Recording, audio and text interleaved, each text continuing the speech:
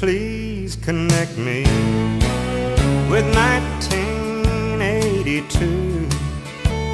I need to make apologies for what I didn't do. I sure do need to tell her that I've thought the whole thing through, and now it's clear that she is what I should have held on to. They say hindsight's 20/20, but I'm nearly going blind from staring at her photograph and wishing she was mine. It's that same old lost love story. It's sad, but it's true.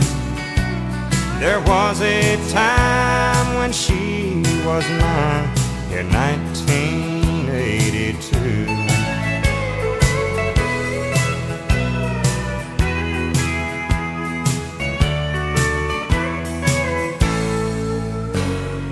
Postman, can you sell me a special kind of stamp?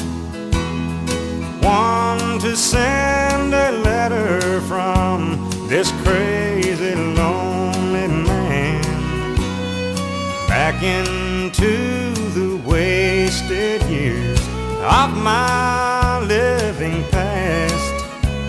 I need to tell her now I know how long my love will